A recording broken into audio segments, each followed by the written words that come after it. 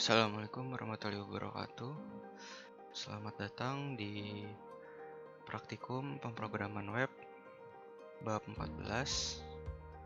Untuk bab ini adalah bab terakhir dalam praktikum kita. Dan pada bab 14 ini kita akan membahas tentang framework CodeIgniter bagian kedua. Jadi seperti yang teman-teman tahu, 2 minggu yang lalu itu Mas Tito udah ngebuatin ya bab 13 tentang CodeIgniter juga. Di situ kalian udah belajar cara tentang setup framework CodeIgniter-nya. Terus juga kalian udah ngebuat model.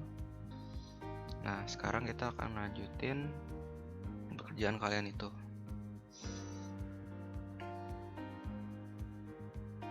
Oke. Untuk dasar teorinya itu ada dua. Yang pertama kita akan membahas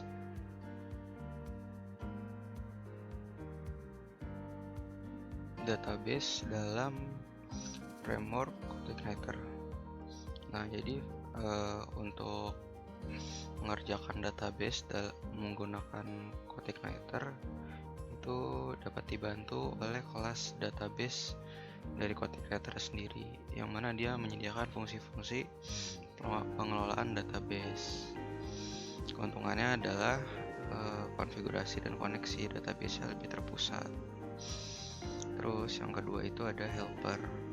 Helper adalah kumpulan fungsi-fungsi yang disediakan oleh CodeIgniter untuk mempercepat proses pengembangan software.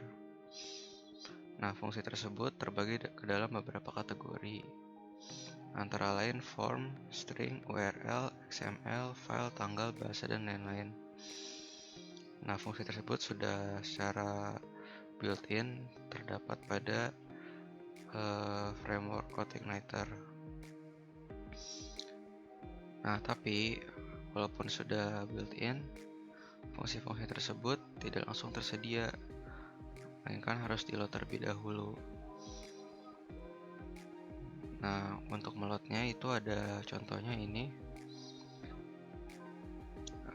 Jadi kalian bisa menulis kode this load helper, terus nama helpernya. Ini contohnya URL. Nah, di sini kalian ngetikinnya itu di file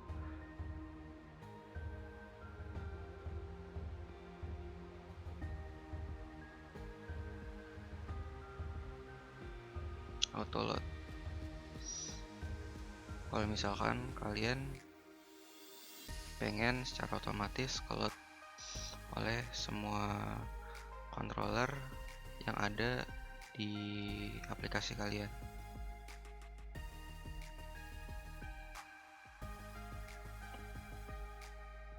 Nah, helper URL ini fungsinya adalah untuk membantu kita redirect si halaman website yang kita buat dengan lebih mudah. Contohnya ini ada redirect welcome.upiro.ac.id refresh, artinya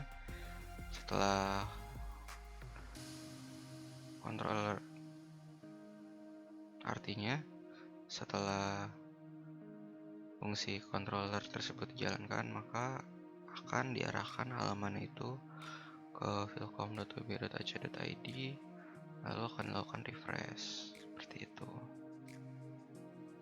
Ada juga fungsi mail to yang gunanya untuk mengirimkan email. Oke, kita lanjut ke praktikumnya.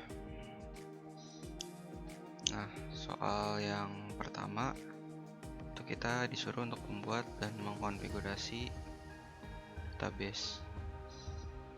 Nah, jadi dibuka XAMPP-nya, dinyalain Apache sama MySQL, terus kita ke phpMyAdmin-nya.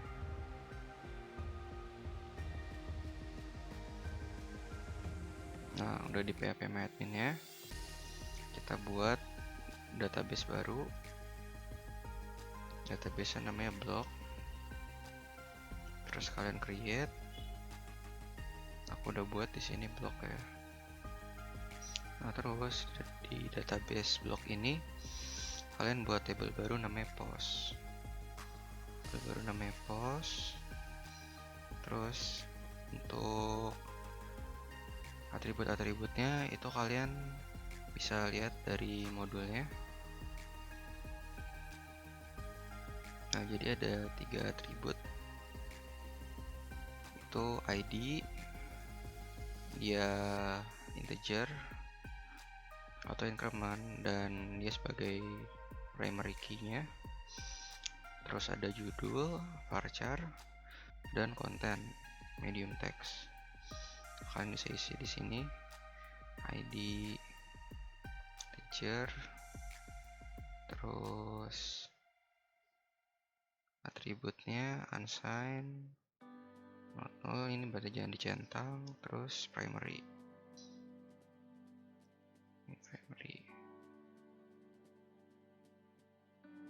Kalian klik go nanti, terus judul varchar 255, terus konten medium text. Nah, habis itu kalian save. Kalau udah, nanti tabelnya jadinya kayak begini. Nah, structure-nya. Nah, ada ID, judul, dan konten. Nah, setelah itu kita ngebuka folder CodeIgniter kita di application, config, file, database, php.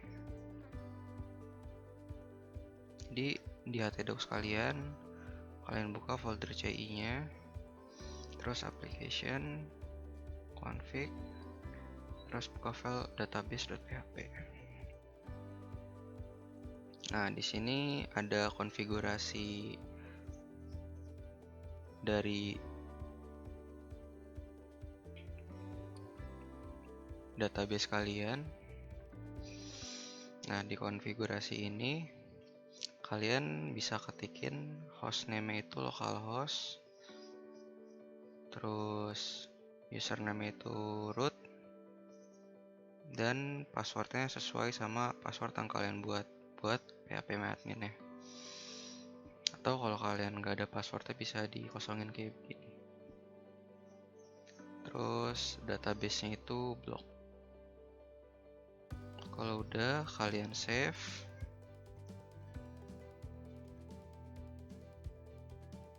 Terus kita lanjut ke latihan selanjutnya. Terus yang kedua, kita disuruh untuk menampilkan artikel. Nah, pertama-tama kita isi dulu table postnya dengan beberapa artikel seperti contoh berikut. Jadi di phpMyAdmin-nya itu kalian insert. Nah, tadi ID 1, nama kontennya apa tadi tuh? Hello world.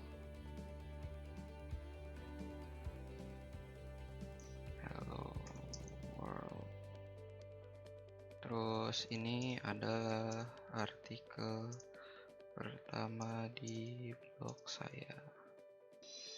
Nah, kalau udah sampai 3 nih, yang belajar PHP sama CodeIgniter juga udah kalian tulis di bawahnya. Coba deh tulisin juga, gua belajar PHP. PHP adalah bahasa pemrograman yang menyenangkan.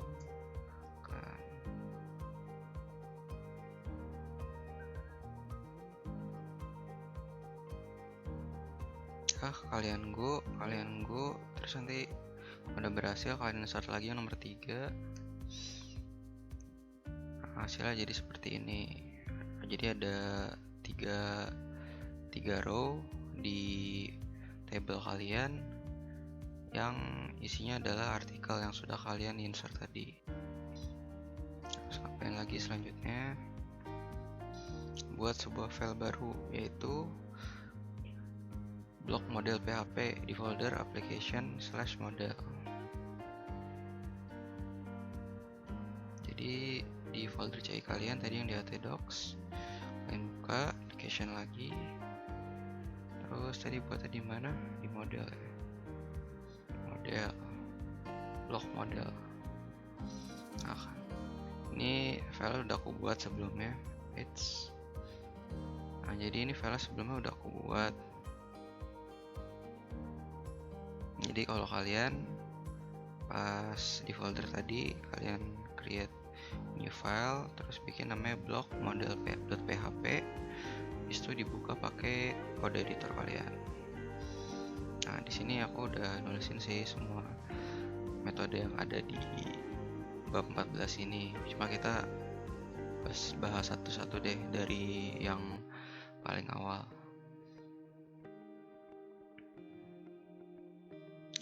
Nah, jadi yang paling awal itu blok modelnya kita tulisin class blok model extends CI model, yang mana model ini itu adalah turunan dari modelnya CodeIgniter. Ini wajib kalau misalkan kita mau bikin model dipakai framework CI, itu harus nge-extend CI model. Terus public function getPost. Jadi metode pertama yang kita buat di model ini fungsinya adalah untuk menampilkan postingan blog yang sudah kita buat di table post tadi, sehingga dapat ditampilkan pada website kita. Nah, ini kalian copy aja, terus kalian paste di kode kalian. Nah, ini nih berarti tadi sampai sini ya, blok model extension model getPost return query result. Oke. Jadi fungsi getPost tadi untuk menampilkan isi tabel post di website. Nah, di dalam fungsi ini itu ada lagi dia memanggil fungsi untuk ngeload database. Jadi kalau di CI itu keywordnya pakai this, terus nama fungsinya buat ngeload database, load database. Terus query yang pengen kita jalanin adalah menampilkan semua postingan kan. Berarti query-nya adalah this database query dalam kurung select all from post, karena tadi nama table buat nyimpen datanya itu namanya post. Kalau udah, kita return query resultnya dari select all ini. Oke, lanjut lagi. Terus kita buat controller di folder application controller, namanya block.php.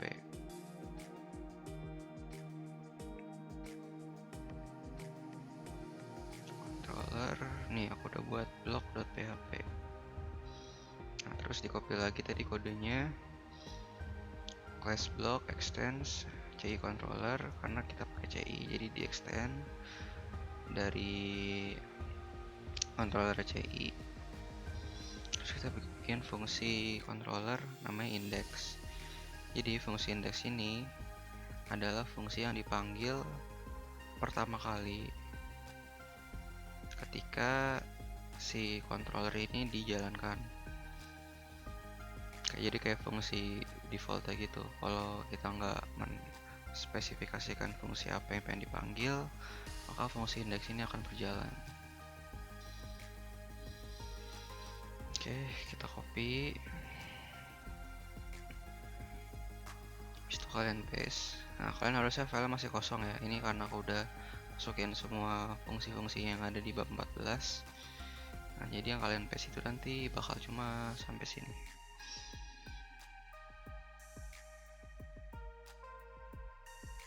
Nah, jadi tadi load model itu fungsinya untuk ngeload model yang udah kalian buat tadi di file blok model.php.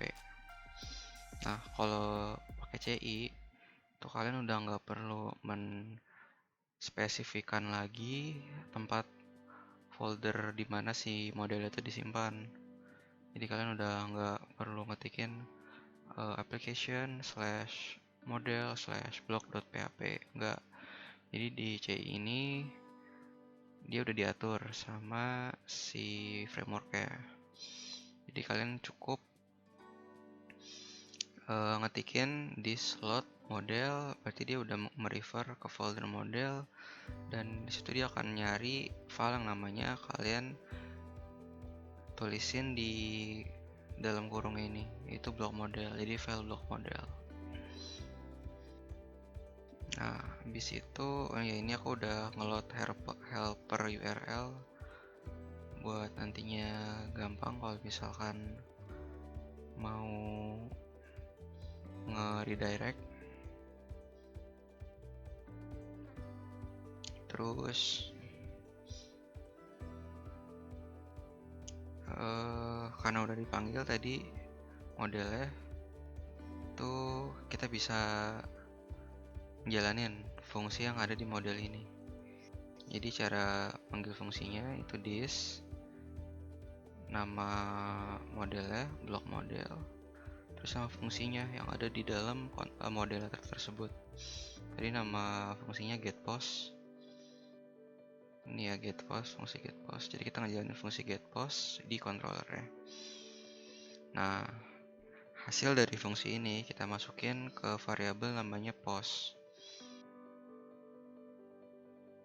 Nah, post ini karena kita ingin tampilin di view nanti, maka kita masukin ke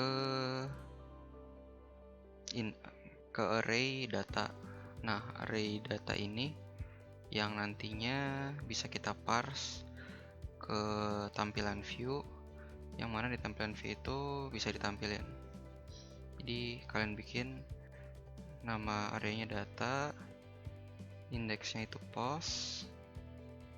Indeks ini fungsinya buat nge-refer di view-nya ini sebenarnya mana yang mau ditampilin dari arraynya ini gitu. Post tadi variabel yang kalian buat. Atau kalau misalkan kalian anggap ini redundant, bisa juga langsung ditulisin kayak begini. Nah, kayak begini sama aja, biar nggak redundant ya. Terus habis itu kalian load view-nya. Nama view-nya itu read, dan kalian masukin datanya tadi. Kita lanjut. Selanjutnya kita akan buat view dari read-nya ini supaya kita dapat menampilkannya pada website kita, pada halaman website-nya itu. Jadi di sini kalian buat file baru di folder view namanya read.php. Sini kalian buat read.php, terus kalian copy kode yang ada di sini ke file tersebut. Nah, jadi kayak gini. Kayak begini ya.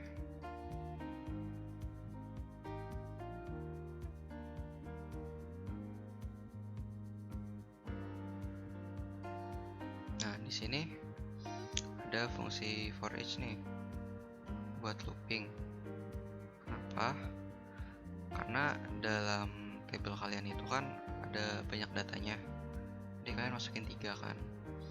Nah, untuk nampilin masing-masing itu biar gak ribet, dipakein looping aja, biar kalian cuma nulis sekali terus masing-masing dari data itu akan muncul. Tadi kan kalian nyimpen data hasil query-nya itu di index post array data ya. Makanya kalian di sini nulis indeksnya tersebut di mana kalian nyimpen data, as post yang merupakan masing-masing itemnya. Jadi ini semua datanya, ini masing-masing datanya. Terus kalian echo masing-masing data tersebut beserta atributnya. Yang pertama judul kan, terus echo lagi yang kedua kontennya. Udah kalian save,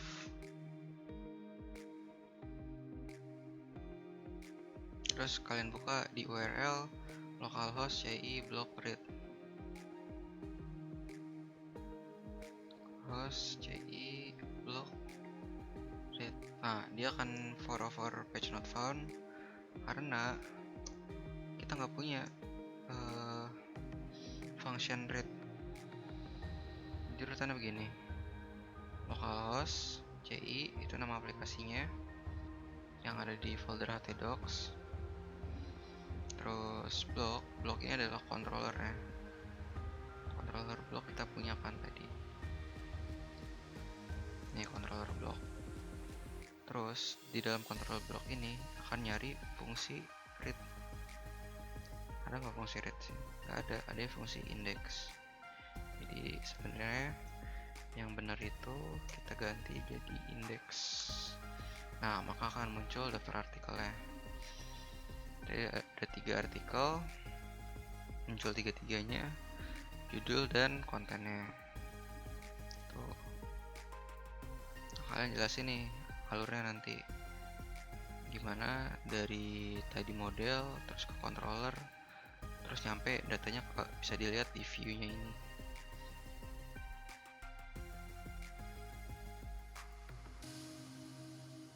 Terus lanjut kita akan membuat form buat fungsi create. Nah, pertama-tama kita buat view-nya dulu, namanya block create di view, di folder view. Nah, ini block create, kita copy paste di sini, dah di save. Ya, ada sedikit yang mau aku jelasin. Di form action ini dia akan nge-redirect ke block/create process. Nah, ini tuh bukan view lagi, tapi ini adalah controller block dan fungsi create process. Tuh.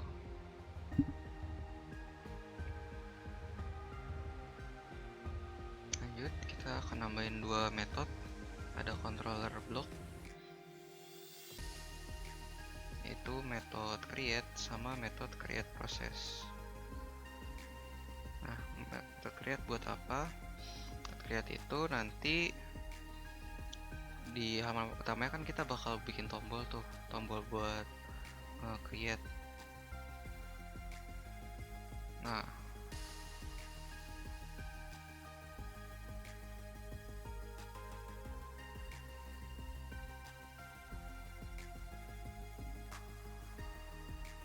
apa sih fungsi dari function create ini? Fungsi dari function create ini adalah nge-redirect ke view-nya yang tadi kita buat block create. Jadi kalau kita ketik di URL block/create, dia akan nampilin view block create. Nah, dari view block create itu kita bisa ngisiin di field nantinya. Terus pas kita submit formnya itu, dia akan nge-redirect lagi ke function create process.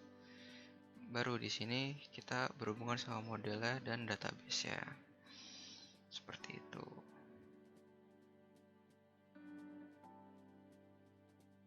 Nah, di blok modelnya kita tambahin juga nih function baru namanya insert post.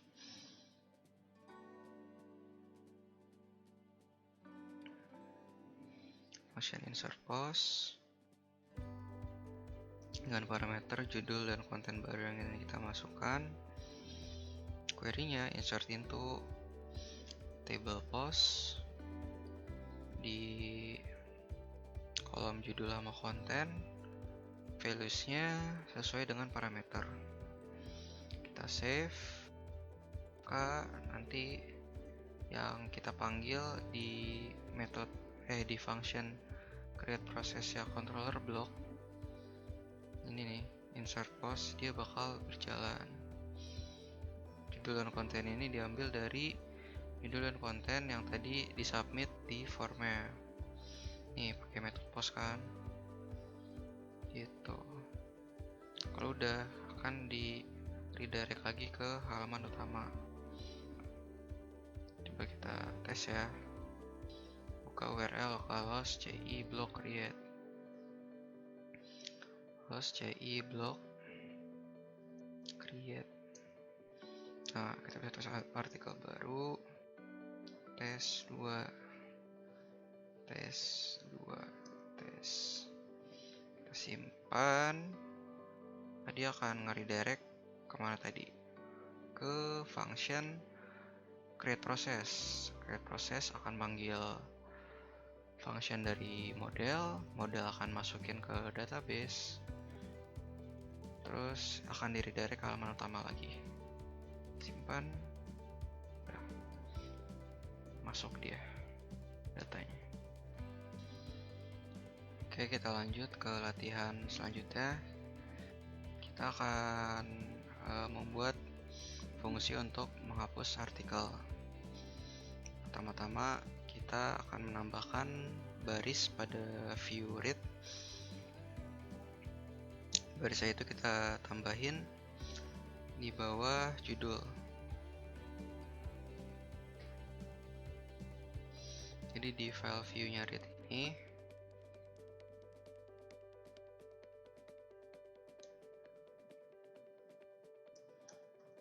kalian tambahin baris ini nih. Baris ini adalah tombol yang mana nanti akan nge-redirect ke fungsi delete pada controller block. Nah, redirect ini juga akan mengambil ID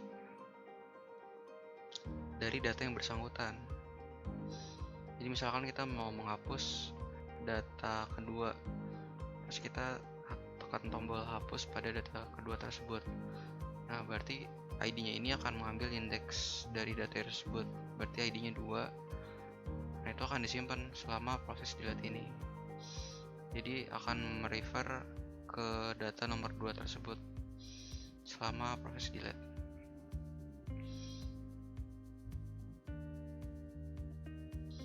Terus kita nambahin baris juga di controller ya, controller block. Itu kita tambahin function delete dengan parameter ID. Kalian copy,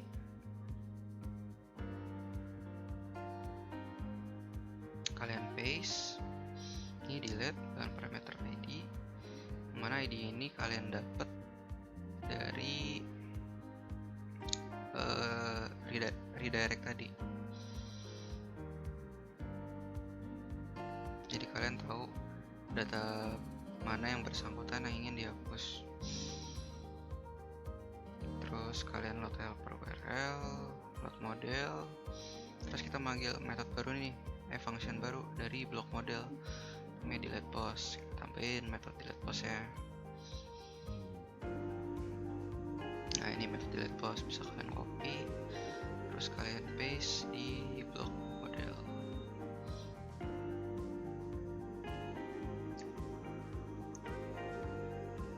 Delete post yang query-nya itu akan menghapus dari table post di mana ID-nya itu sama seperti yang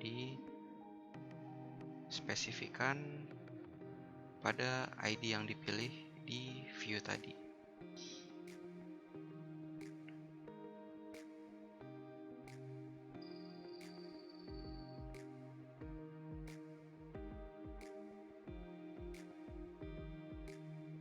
Nah, terus kita coba nih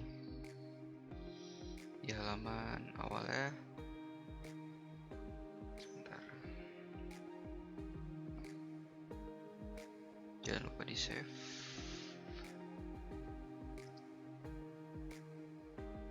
Pas kita refresh akan muncul tombol hapus. Kalau kita hapus, dia akan hilang. Jadi yang aku maksud tadi ID-nya itu katakanlah nomor 1, nomor 2, nomor 3. Kalau kita menghapus yang ini, berarti dia akan nge-refer ke nomor 2, ID-nya 2. ID 2 itu akan kesimpan terus selama proses delete, yang mana akan kebawa ke controller, terus dipakai lagi di function yang dipanggil dari model, yang mana function dari model itu bisa menentukan pada ID mana si baris tersebut akan dihapus. Jadi sesuai yang dihapus sama yang ditekan, yang dipilih di view-nya. Seperti itu. Untuk latihan selanjutnya, kita akan membuat mekanisme update untuk aplikasi CodeIgniter kita. Jadi dengan adanya mekanisme update ini, fungsi CRUD-nya akan lengkap. Tadi create udah ada, terus read udah ada, delete udah ada, tinggal kurang update-nya. Nah, caranya itu pertama kita bikin view-nya dulu buat update itu. Nah, pertama-tama kita tambahin tombol buat update dulu di read. Jadi kalian copy aja tombol hapusnya tadi, terus paste. Nah, di sini kalian ganti bloknya jadi update, terus tulisannya jadi update. Terus di controller block kalian tambahin function update dengan parameter ID. Terus parameter ID-nya ini kita masukin ke array, yang mana array-nya itu akan dimasukin ke variable data yang akan diparsing ke tampilan baru, yaitu block update. Nah, untuk block update kalian bisa bikin file baru di view namanya block update. Nah, block update ini kurang lebih tampilannya sama tampilan create. Jadi kalian bisa kopas aja tampilan create itu. Yang kalian bedain adalah di formattionnya ini redirect-nya ke update process, bukan create process. Dan kalian tambahin satu input tambahan untuk ngeparse ID-nya lagi ke function update process ya nanti. Tipenya hidden aja karena nggak perlu terlihat. Name ID, value-nya ngambil dari variable ID yang tadi udah diparse ke sini lewat data.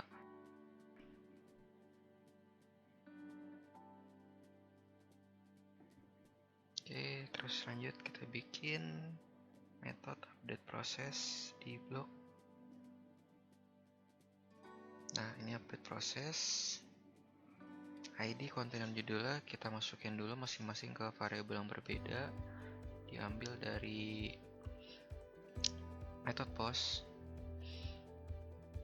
ID, konten, judul ini adalah nama dari field-nya tadi. Disopin menggunakan method post, masukin ke masing-masing variabel. Terus kita akan load block model, dimana block model ini kita manggil function baru namanya update post dengan parameter ID, judul, dan konten. Kita tambahin di block model dot update post, parameternya ID, judul, dan konten.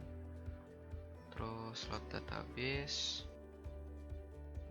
query-nya itu update table post, ngeset judul, dimana judulnya itu sama dengan judul yang ada di parameter.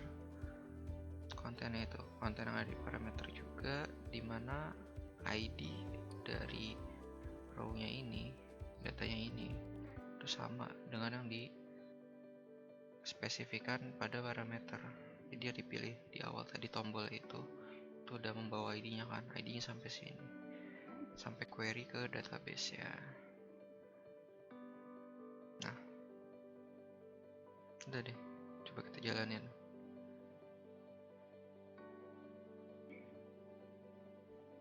Nah, udah ada update.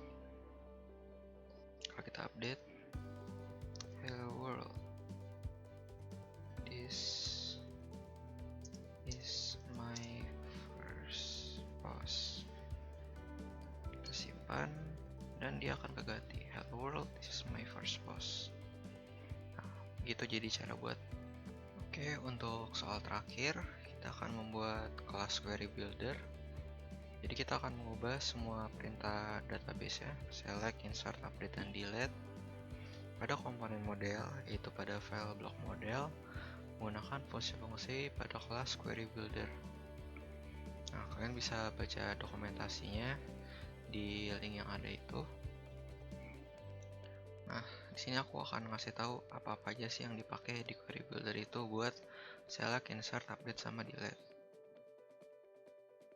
Nah, di sini file block modelnya udah aku edit. Jadi untuk function getPost yang tadinya pakai method select itu diganti pakai query builder this db getPost.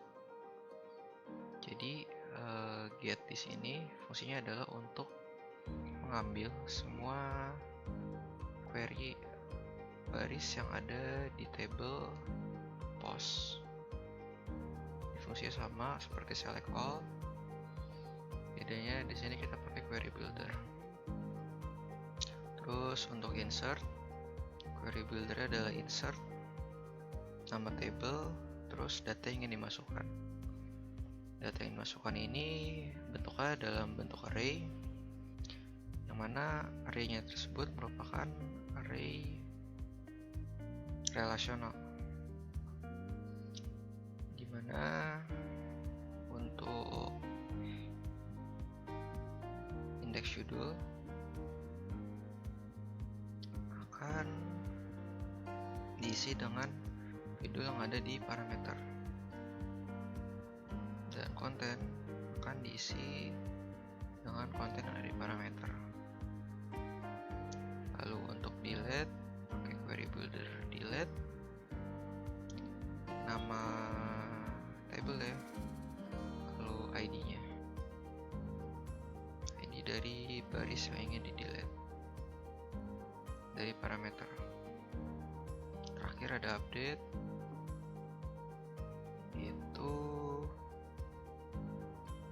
kita pakai query builder replace, mirip seperti insert tadi. Ada nama tabelnya, lalu ada data baru yang kita ganti dengan data lama, seperti itu.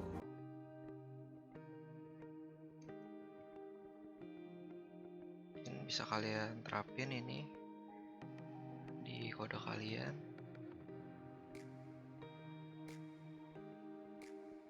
Dan untuk praktikum bab 14 mungkin cukup sampai di sini. Terima kasih teman-teman yang sudah